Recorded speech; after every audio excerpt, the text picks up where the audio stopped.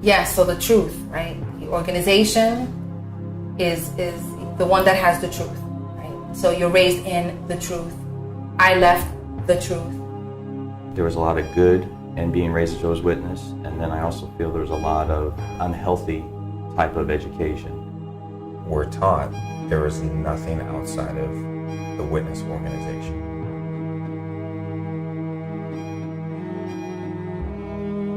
They talk about happiness and joy, and they take that away from people.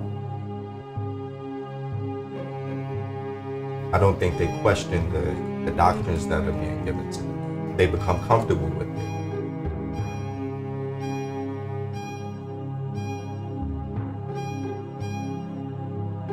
Growing up as a Jehovah's Witness, college was not an option.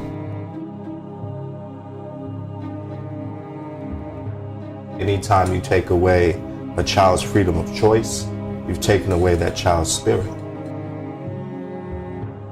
Church is business, okay? Real estate, money, equipment. There is a fear-mongering that is instilled, and I think they do it as early as you can understand it. If you do not serve Jehovah, you will die. Do you know anybody that does not serve Jehovah? Well, let them know they will die. So when you're told that God is casting you out of his organization and no one will talk to you, it was devastating, and it was self-inflicted, one of the worst times in my life. They need to go through what they are expecting other people to go through. It can't all be that great and still be this bad. You do exactly what we tell you to do, and we'll love you. And if you don't, we will leave you. I don't think it's healthy for people to feel guilty about living life to its fullest. Parental relationship is non-existent. And the picture has been painted of me that I'm not a good father. Any religion that ostracizes family for faith is bad.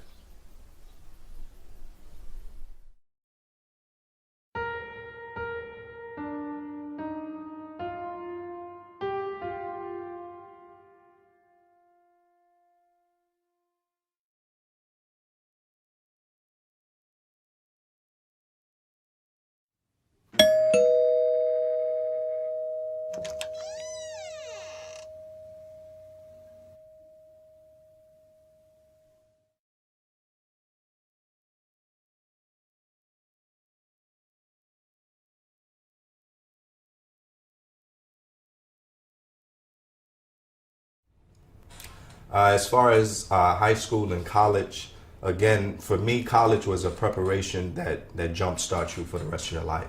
I was always talented with words and English and honors English and different things, so I always saw a career as far as journalism or anything that had to do with broadcasting, but all of those things was frowned upon in the organization. So when I actually applied for scholarships and got accepted, and brought the actual acceptance letter to my parents, I was told that this was a worldly endeavor and they couldn't support it, and the fact that I was still living up under their roof, then I had to kind of downplay my aspirations and just continue following the organization.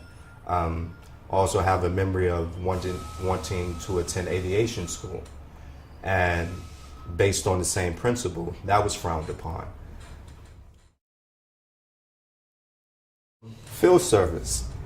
Field service always started with a rehearsal, meaning that it was a pre-field service where you would actually sit sometimes in front of a mirror with little cue cards and say, "Good morning, my name is, I'm a Jehovah's Witness from such and such congregation. We're stopping by this morning to, have you ever thought about where your soul is going once this world is over? Well, Jehovah says that." And then you would go into your sales pitch, because you were honestly a kind of a salesman for the organization, even though you were unpaid salesman. But while I was in school, I never went around saying, okay, my parents are J-Dubs and Jehovah's Witnesses, but I never denied it. If someone asked me, yeah, that's what my parents do, I go to the congregation with them.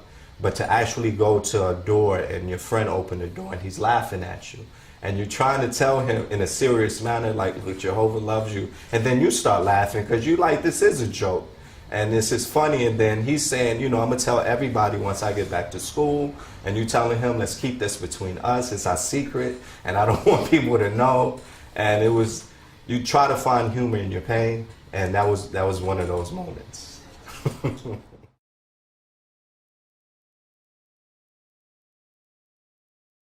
If I could say anything to the gatekeepers and the overseers of the Jehovah's Witness organization, I would say that it is what it is. You know what the truth is, and you know what it is not. And the fact that you choose to put out a watered down version of what truth is, and to keep so many people in spiritual prison, to me that's the epitome of evil, because you know what truth is. And the fact that you choose to not only keep people in ignorance, but to make a substantial profit off of ignorance, then I feel you and your descendants should no longer be here, because you are a plague to what life should be. Life should be freedom, life should be easy, it shouldn't be put into a box, and it shouldn't be put into a suit and tie. And you can't tell me what is and what isn't, because I know now.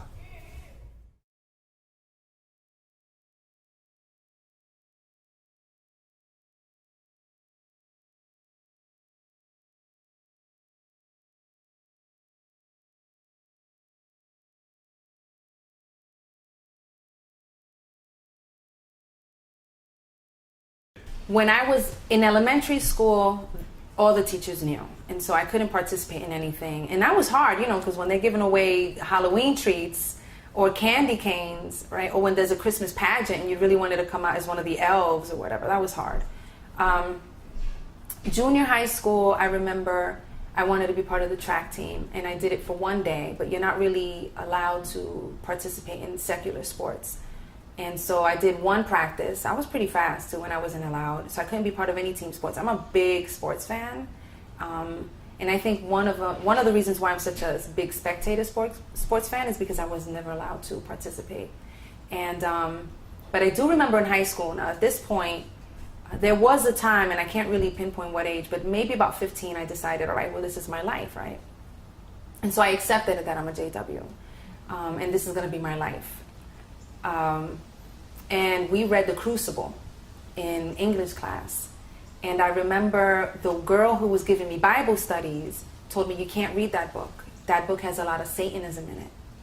And she was like, you need to tell the teacher that, you know, you can't read that book because this, that, and the other, because it's against your religious beliefs. And I remember everyone else in class is going over The Crucible. And I'm reading, I don't even remember the play that I was assigned to read instead of, but I'm in class while everybody's having this great discussion about what's going on in this play, and you know, I'm twiddling my thumbs or like reading the other play that I can't even remember what I read.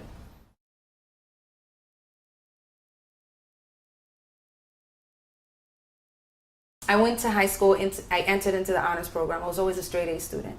And from there I dropped out to enter the law program. You couldn't be in both programs. And I always, ever since I was a little girl, thought I'd be an attorney. So I went into the law program. It was just kind of an elite program. But by that time I was a sophomore in high school. So I guess I was 15, and it was about the same time that I decided, okay, this is what I'm gonna be. And growing up as a Jehovah's Witness, you're not, you know, college was not an option. That is time, energy, money, that you can spend serving God. So for me, because I had already decided this is going to be my life, there was really no reason for me to stay in the law program or do well in class, because doing well in class and in school is, you know, that's in preparation for you to go to college. And I wasn't going to go to college, so I dropped out of the law program. I took my pre-SATs without even studying, just to take it, because I think it was, I don't even know why, I just took it and I got like a 1260. So, and I wasn't even studying. So I know for a fact, and I tell this to everyone, I would have definitely gotten a scholarship to a very good college. And you know, it wasn't until 8 years after I graduated I went back to school, but I ended up going to a CUNY school or whatever. So there's definitely a resentment on my part with that, because After I had gotten married and my sister was now in high school, I'm 8 years older than my sister, so there was a lag. But when she entered high school, at the point that she was going to high school, the preaching was no longer don't go to college. It was now, okay, you can go to college because you kind of need a college education to be able to live a sustainable life. Like you need to be able to pay your rent or whatever. So go to college, but only so that you can live and serve God better. Meanwhile, when I was in high school, it was, why would you go to college? You know, that's time, energy, and money that you can spend on God. And so, you know, the definitions change, and yeah, it's a very bitter pill.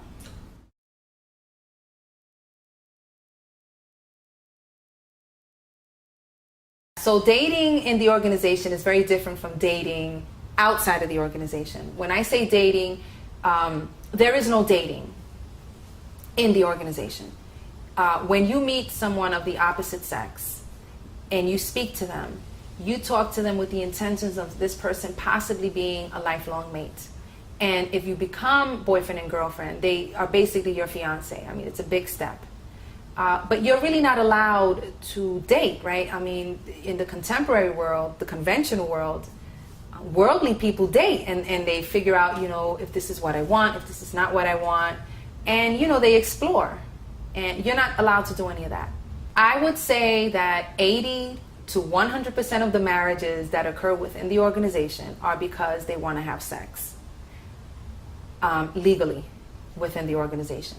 There is no premarital sex. There is no touching. You're really not allowed to go out alone because they know if you go out alone, then, you know, there's this danger of exploration and illicit conduct. So even just to spend time alone with your boyfriend or girlfriend, you have to be married. As a Jehovah's Witness, certain sexual acts are not permitted. So oral copulation, no. Anal copulation, no. And really depending on who you're, mutual touching, because masturbation is not allowed, and so mutual masturbation is not allowed, so you couldn't really touch each other. So positions were a point of conscience. When I was married, there were two positions, him on top or me on top, and any experimentation was no.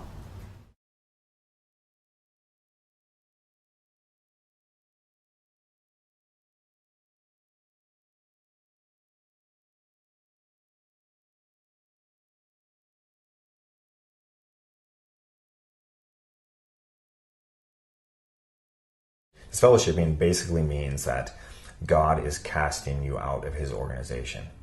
You are in the bunch of grapes, the rotten grape that will now cause the others to rot as well. So that grape needs to be plucked off and thrown away. And so with this fellowshipping, because your entire life is based on Jehovah's Witness, as mine was, I worked for a Jehovah's Witness. My immediate family that I only associated with was Jehovah's Witnesses. All my friends were Jehovah's Witnesses. My neighbors were Jehovah's Witnesses. I lost my job. My family would no longer talk to me. My friends would no longer talk to me. My neighbors would no longer talk to me. So at, I think 19 years of age, I lost everything. So at times my relationship with my daughter's mother is fairly cordial, and well, especially back in the earlier years when Sierra was much younger, a baby, we'd go to the grocery store and things like that together when we thought there still might be a chance.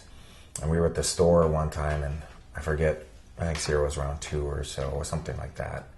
And she was looking at toys, and her mother's family is very loud and always yelling and screaming at her, "Get over here, it's time to go." And Sierra continued looking at the toys, and her mother says, "Fine, I'm just going to leave you." And immediately, Sierra turns around and screams, "Mommy, don't leave me," and runs over. And I looked at my baby's mother and I said, "Never say that again. That is the worst fear a child can possibly have. And I'm not going to I'm not going to sit here and watch you threaten my daughter with the worst possible thing." Can you imagine anything worse than as a baby being left alone to fend for yourself? You'd be dead. That's the greatest fear you can possibly have. And I thought about that, and that's exactly what the witnesses do. You do exactly what we tell you to do, and we'll love you. And if you don't, we will leave you. And so you live your life in this complete fear of, am I doing what I'm supposed to do? Am I doing enough? If I'm not doing enough, are they going to quit loving me? And that, especially since the time of my birth, for 24 years, hearing that every single day has been so indoctrinated upon my soul that one of the companies that I work with, they will send me an email telling me how glad they are to have me, how happy they are to have me, and they can't imagine someone better. And I will think to myself the very next day, are they going to fire me? Am I doing enough? I don't know. I should call them. I should find out if they're happy. And it's just something that's always on your mind. Am I doing enough? Am I still going to receive that love? Because we don't understand unconditional love. In a lot of ways, it's very difficult. And I deal with the issues every day. Because when you're taught that conditional love, and if you do something we don't like, we'll cut you off, I see that myself doing that all the time. When I'll have a disagreement with someone and I'll just go away. I'm just like, okay, well, we're disagreeing, we're arguing on something. Doesn't mean anything to me to not see you. I didn't see my own sister for 12 years. I've known you for 2. I don't care that you were there for me and supported me. You're doing something I don't like, see ya. And it takes outside people telling me, this is not normal.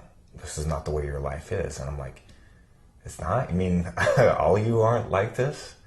Yeah. Those issues are so ingrained in me, and I can sit down and work through my psyche, especially in regards to my daughter, because it's something that I can see, touch, and feel, and I know where I want to get her and how I want her life to live. But when I'm going through my own life on a day-to-day basis, it's very difficult for me to sit down and examine every situation and say, okay, is this the right thing, or is this what I've been trained to do? Is this what's so ingrained in me? The big part of my fighting career, why I was so successful, is because I was so filled with this anger and hatred of the way that I was raised, that I was never allowed to live my life the way that I wanted to. When you look back on a childhood of just misery, it fills you with so much rage and anger that I tore through my opponents, because I was finally able to take out my hatred on other people. And other people, other athletes would say, I'm just so happy to be here and be able to compete. I'm like, not me. I hate this person, because he's trying to keep me from doing what I want to do with my life. And in my last fight, which I lost to a great opponent, as I got into the ring, I remember looking down at my feet and going, you know what? That hatred's not there. My life is actually pretty good now. If I win or lose this fight, I'll still have food money. And that wasn't the case just a few years ago. I'm good. And so I still fought. I did the best I could. I took my whooping. But it was a whole nother chapter in my life to realize, wow, some of that voice has quieted a little bit.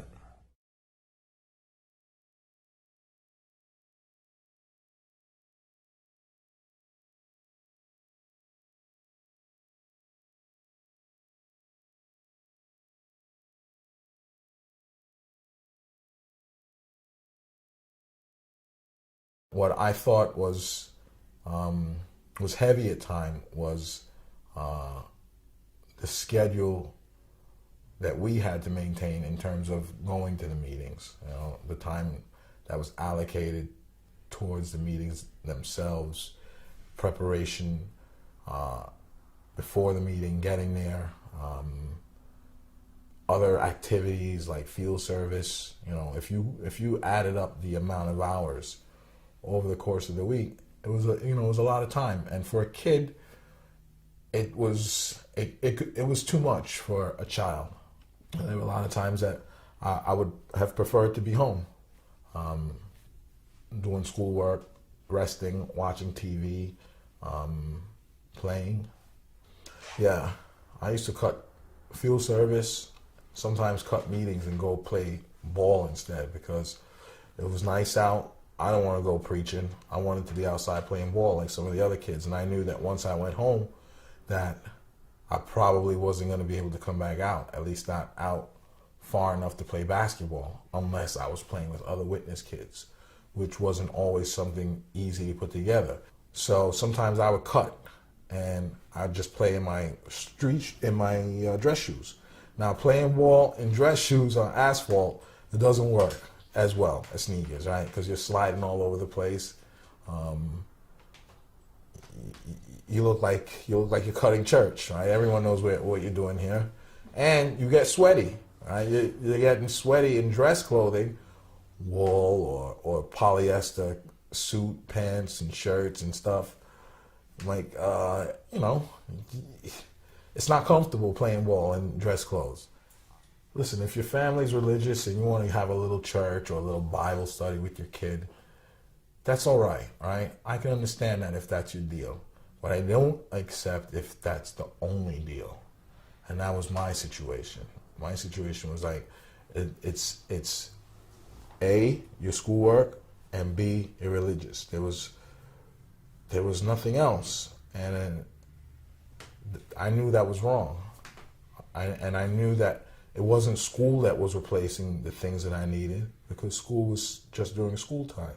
So I knew it was this other side, this other flip side that was absorbing time and taking away from the time that I should have been doing other things, regular stuff. There wasn't any balance.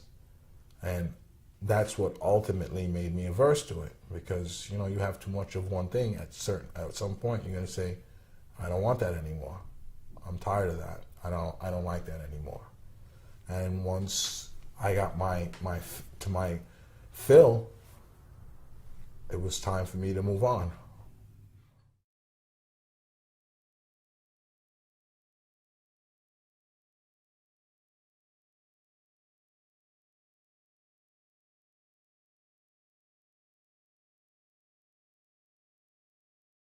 Just to preface this, I feel that there was a lot of good in being raised as Jehovah's Witness, and then I also feel there was a lot of I don't want to say not good, but unhealthy type of education that I don't agree with. If I was going to say there's one specific theme, it really comes down to, and I don't know how else to say this, but there is a fear-mongering that is instilled, and I think they do it as early as you can understand it.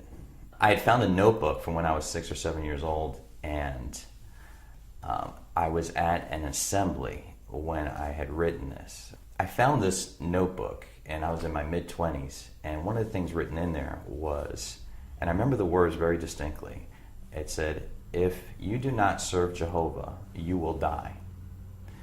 Do you know anybody that does not serve Jehovah? Well, let them know they will die. So, for me at that age, to have the initiative to where I'm just learning how to write, and that I felt that needed to be expressed on pen and paper, okay? It makes me think back of, as best as I can remember, what led me to want to write things like that. And I do believe that part of how they motivate to follow our religion, to not go to any outside, any what they call quote unquote worldly type influence, is because you will lose your life, because there's nothing more extreme than that. Maybe this type of energy they use is different now. Okay, they don't express themselves that way. But when I was growing up, when you're talking about in the 80s and so on, and early 90s, that's how I remember. That's how I remember you were motivated that way. Fear. Yeah, it was a fear. I mean, I remember as a young child going out in service with an elder, and I just remember having these feelings of like, I can't tell him anything except how I just love and praise Jehovah, because I remember telling him just how I'm playing soccer in school and how I enjoy it, and how I'm a integral part of the team. And grown man, and this was when I was about 12 years old, and instead of saying that's great, he says, why don't you look up, and I can't remember the scripture, it was 1 Timothy something, and I remember the scripture, I mean, to this day, now mind you, this is 25 years ago or better, and he says the scripture had something to do with, for physical training is beneficial for little, godly devotion is beneficial for all. I remember walking away feeling that I was doing something wrong. And so, again, it all revolves around that theme I felt when I was growing up, where if you're doing anything outside of only praising Jehovah, you could die. You know, you will die. Okay? Jehovah frowns on this greatly. So later on in life, when I was thinking a little bit more for myself, and that's when I realized that, you know, this religion does not suit my personality. Did you quit the soccer team? No. Good. Played all the way through high school. We were division champs.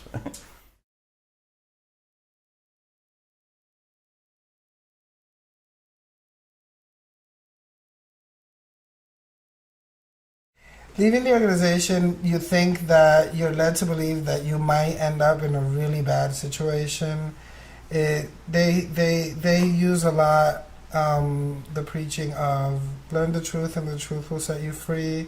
Well, to me, like, leaving the organization has set me free. I'm able to, you know, lead the life that I feel I want to live. You know, I feel complete. Other than the lack of relationship with my family, I feel that everything else has, you know, worked out fine. I went to school. I have a good job. I have awesome friends. I have friends who have been with me through good things and bad things, through things that I shouldn't be doing and things that I should be doing, and they still, you know, they support me. They know that I'm a flawed human being, and they're still there despite of what happens, which is more than I can say for the vast majority of friends that I had. Whenever I encounter Jehovah's Witnesses, it's very much, it's funny because some of them, I've interacted with Jehovah's Witnesses who don't know that I'm a Jehovah's Witness and are fine with me until they learn that I used to be a Jehovah's Witness. And there's only one way you can used to be a Jehovah's Witness. You know, you either die or you are no longer a Jehovah's Witness, in which case, you know, they're not supposed to associate with you. And I felt the disconnect from them, which is odd because, and that's exactly how the organization works. Like, had I never been baptized and brought into this religion and told my mom, or had the opportunity to tell my mom, this is not what I want to do, they would have been fine with me having a relationship with my mom, whether I was gay, whether I was whatever the circumstances may be. But because I know and I choose not to, then that's where the problem is. You know, my belief is if they really believe that I'm not going to enjoy eternal life with my family because I'm not a Jehovah's Witness, then they should be letting my family and me enjoy whatever 70 years compared to their eternal life I'm going to have, you know, around them. And that's my biggest problem with the organization. To this day, I believe that my relationship with my family has become close to non-existent because I chose to no longer be a Jehovah's Witness.